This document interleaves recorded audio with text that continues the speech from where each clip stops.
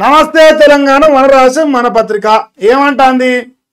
పథకాలకు పాతరేసిర్రట, అవునా కాదా? నా ఒంటి పైన ఏ పథకం అన్న పూర్తి వచ్చినట్టు చెప్తే నేను వెంబడే వార్తలు పని చేసుకొని పోతా. ఇల్లు ఉన్న పథకాలు పూర్తిగా వచ్చిన నిరూపిస్తే నేను వెంబడే వెళ్ళిపోతాను. ఆయన నుంచి స్పాట్ వితిన్ సెకండ్ వెళ్ళిపోతా. చెప్పుల జాతరట, కాంగ్రెస్ పాలనలో రాష్ట్రం అస్తవ్యస్తం అవుతా ఉంది. 6 గ్యారెంటీలకు రేవంత్ ఎగనామం పెట్టిండు. ఇప్పుడు చెప్పుల జాతర అంటే ఏంది? ఆ రైతు బంధు కోసం, రుణమాఫీ కోసం అంటారా, దాని పేరు రైతులు యూరియా బస్తాల కోసం చెప్పులు లైన్ కడతారు కదా. రైతు బంధు అయిపోయినా, రుణమాఫీ రాకపోయినా, అప్పు తెచ్చో పంట పండిద్దానికి కష్టపడరుగా.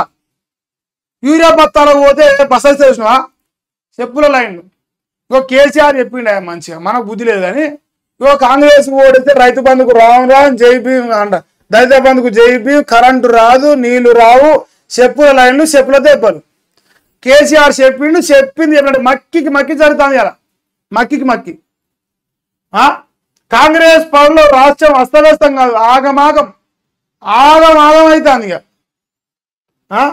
6 గ్యారెంటీలకు రేవంత్ ఎగనామం పెట్టిండు. ఇంకో ఇదే మా అన్న 6 గ్యారెంటీ, 6 గ్యారెంటీస్. ఒక్క ఛాన్స్ అస్తమానేసం, ఒక్క ఛాన్స్ అస్తమానేసం అని పంగనామం పెట్టరు. ఇది చెప్పే తెలంగాణ పరకు పంగనామం బరాబర్. ఇది మాత్రం కట్టు రాసిందే పంగనామం అని. పెన్షన్ పెంపు ఊసులేనే లేదు. తులం బంగారం, ఈ తులం బంగారం ఇంకోపోతే పెన్షన్. రేవంత్ అన్న రాజ్యం బరాబర్ ఉంటుంది లెక్క. ఇంకేంది? ఫీజు రియంబర్స్మెంట్ అందక విద్యార్థుల భవిష్యత్తు ప్రశ్న. జాబ్ క్యాలెండర్ కూడా విక్తలేరు, అన్ని విక్తలేరు, విక్తలేరు. ఆన్ని పద్ధతి మనలు ఎత్తారు అంతే. రేవంత్ పాలనపై కేటీఆర్ ఆగ్రహం. తెలంగాణ భవన్లో వెంగళరావు నగర్ బూత్ కమిటీల సమావేశం ఏర్పడేసింది. ఇప్పుడు జూబ్లీహిల్స్ లో బిజీగా ఉండు రామన్న.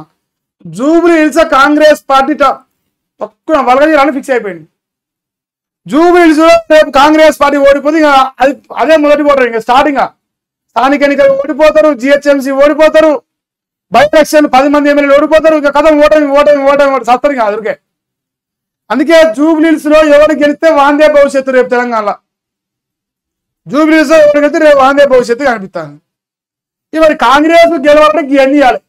రైతు బంధు ఇవ్వాలి, రుణమాఫీ చేయాలి, యూరియా బస్తాలు ఇవ్వాలి, 6 గ్యారెంటీ ఇవ్వాలి, పెన్షన్ ఇవ్వాలి, ఫీజు రియంబర్స్మెంట్ ఇవ్వాలి, ఉద్యోగాలు ఇవ్వాలి, అన్ని ఇవ్వాలి. ఏది ఇయ్యరు కాబట్టి గెలవరు. గెలవరు.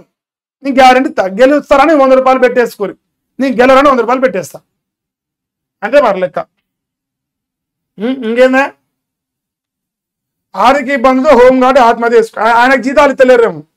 కూతురు పెళ్లి చేయడంతో అప్పుల పాలైన కరీంనగర్ జిల్లాలో చనిపోయింది.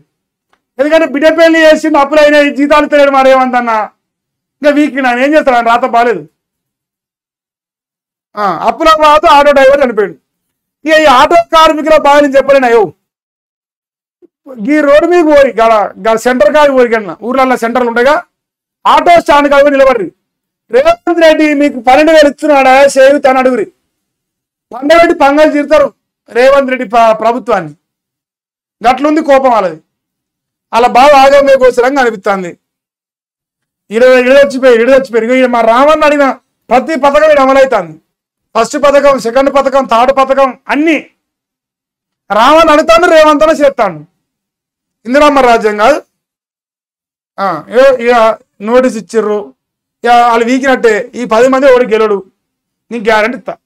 గెలుస్తాడు మీకు నమ్మకపోతే మీరు ఛాలెంజ్ చేసుకోండి నాతో.